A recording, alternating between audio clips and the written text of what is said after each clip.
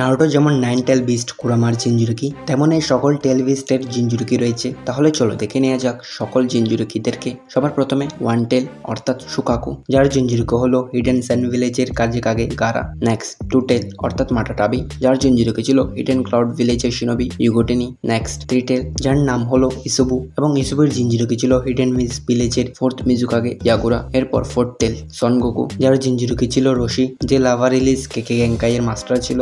Next 5 টেল Kokuyo এবং এর জিনজুরুকি ছিল হিডেন স্টোন ভিলেজের শিনোবি হান। এরপর 6 টেল সাইকেন, যার জিনজুরুকি ছিল ওটাকাটা এবং 6 টেলকে ক্যাপচার করার জন্য আকাতসুকি গ্রুপের লিডার পেন নিচে এসেছিল।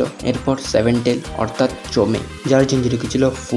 নেক্সট 8 টেল ইউকি, যার জিনজুরুকি হলো আমাদের সবার প্রিয় র্যাপার কিলার বি এবং কিলার বি 8 টেলের একজন পারফেক্ট জিনজুরুকি ছিল। সবার শেষে 9 টেল, যে সকল টেল বিস্টের মধ্যে সবচেয়ে পাওয়ারফুল এবং এর জিনজুরুকি হলো হিডেন লিফ ভিলেজের 7th হোকাগে নারুটো উজুমাকি।